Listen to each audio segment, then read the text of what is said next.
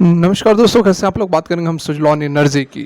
ठीक है, यहाँ पर एक बहुत ही बड़ी बैड न्यूज़ कहेंगे निकल कर आ रही है। और सबसे पहले मैं आपको बता दूं कि ये केवल सुजलॉन एनर्जी के लिए नहीं है, ये ओवरऑल मार्केट के लिए है। ग्लोबल मार्केट, इंडियन मार्केट, सभी के लिए बहुत ही बुरी खबर निकल कर आ रही है। और इस खबर के बाद गिरावट आपने देखा ही कि अच्छी खासी गिरावट हो रही है।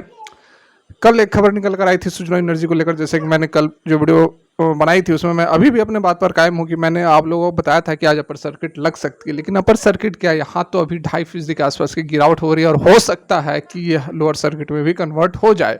बताया था अपर सर्किट लग रही है, लोअर सर्किट क्या कारण है। देखिए, बहुत ही बड़ी बैड न्यूज़ यह है कि जो ईरान और इसराइल के बीच में चल रही थी, पहले तो ईरान ने अटैक किया था इसराइल के ऊपर और उसके बाद इसराइल ने कहा था कि हम बदला लेंगे, हम बदला लेंगे। 2-3 दिन का समय हो गया था। उसके बाद आज सुबह सुबह जो खबर निकल कर आ रही है, यहाँ पर मैं आपको दिखा ही देता हूँ।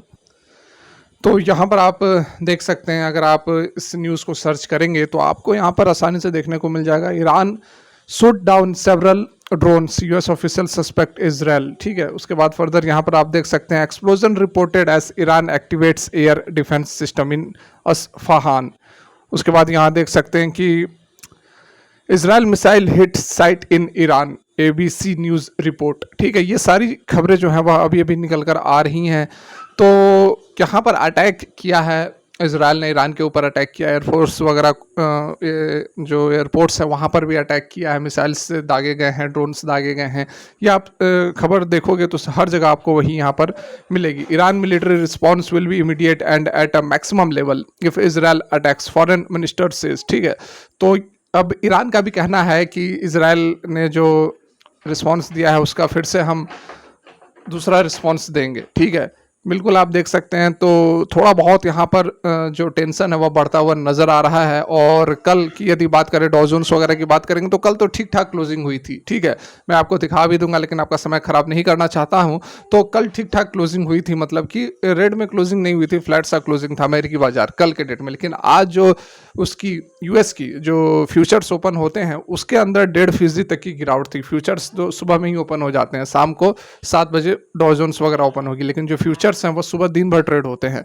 तो फ्यूचर्स में आज आप देखोगे तो 1.5-2% तक की गिरावट जो है अमेरिकी बाजारों में हमें देखने को मिल रहा है।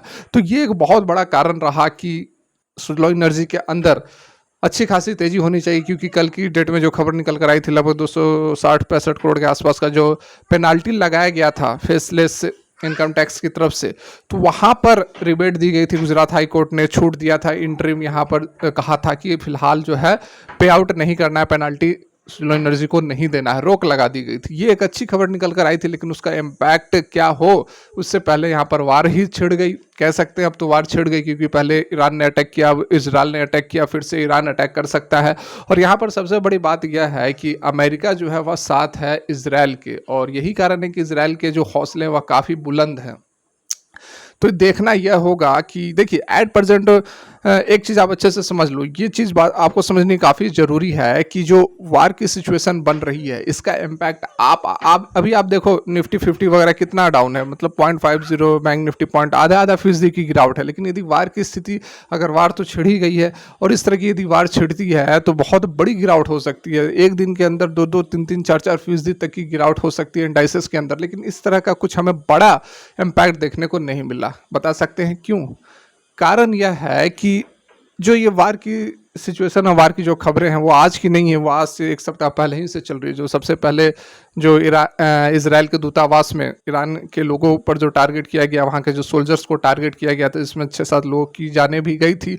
तो उसी समय से, लगभग 1 सप्ताह से ऊपर का यह समय हो गया, तो उसी समय से लोग जो है वह एंटिसिपेट कर रहे थे, उन्हें लग रहा था कि इस तरह की सिचुएशन हो सकती है। और यही कारण है कि पिछले आप देखो 4-5 दिनों से लगातार Nifty, bank Nifty, overall market जो है वह करेक्ट हो रही है। तो ये वार की खबरों को पहले से पूर्वाग्रह में लेकर जो इन्वेस्टर्स हैं वो प्रॉफिट बुकिंग कर रहे थे और माल अपना निकाल रहे थे। और यही कारण है कि आज जो है फ्रेश अटैक हुए हैं, उसके बावजूद बहुत बड़ी गिरावट हमें देखने को नहीं मिल रही है, क्योंकि पहले से ही लोग जो हैं, जो बड़े प्लेयर्स हैं, वो कहीं ना कहीं अपना माल निकाल के बैठे हुए हैं। और यही कारण है कि बड़ी गिरावट जो है आज के डेट में हमें देखने को नहीं मिल रही है। अब देखिए, ये वार किस तरह से आगे इंटेंसिफाई होती है, ये तो देखना होगा कि और कितनी कंट्रीज इसके अंदर इन्वॉल्व होते हैं। अगर ज़्यादा कंट्रीज इन्वॉल्व होते हैं, यदि वर्ल्ड वार टाइप ये कुछ सिचुएशन बनती है, तो जाकर यहाँ पर बड़ी गिरावट हो सकती है, लेकिन वर्ल्ड वार टाइप की सिचुएशन इतनी जल्दी बनेगी नहीं। लोग आपको बताएंगे, मीडिया न्यूज़ चैनल्स वगैरह आपको रोज़ वर्ल्ड वार करा देंगे, लेकिन उससे बहुत ज़्यादा आप उस पर आपको ध्यान नहीं देना है। आप गूगल पर जाओ, टाइप करो, सर्च करो, देखो क्या कुछ यहाँ पर चल रहा है। नहीं तो न्यूज़ चैनल्स तो रोज़ के रोज़ आपको वर्ल्ड वार ही कराते हैं, ठीक है। तो यहाँ पर, लेकिन यहाँ पर देखो उसके बावजूद थोड़ा स्क्रीन टेढ़ा होगा, लेकिन आप यहाँ पर देख सकते हो कि इस तरह की सिचुएशन है, उसके बावजूद 2% की गिरावट हुई है, ठीक है, 2% की गिरावट हुई है। लेकिन यहाँ पर बायर्स आप देखोगे तो लगभग 32, कितना है भाई देखना पड़ेगा, 3, 2, 5,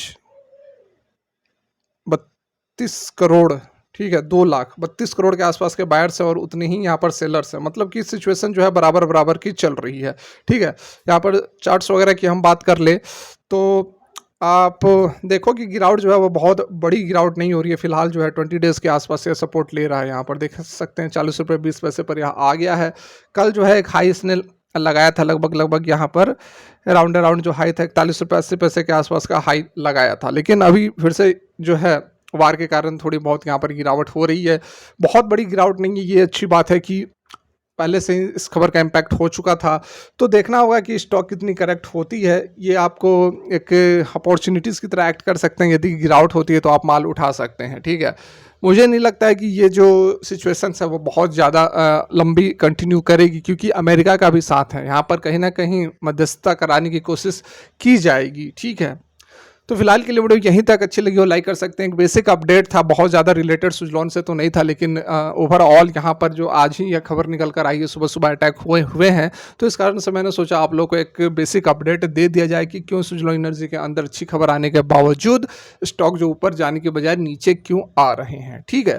फिलहाल के लिए वीडियो यहीं तक, अच्छी लगती हो तो लाइक करके हमें मोटिवेट कर सकते हैं, चैनल को सब्सक्राइब कर सकते हैं। Thanks for watching, have a great day.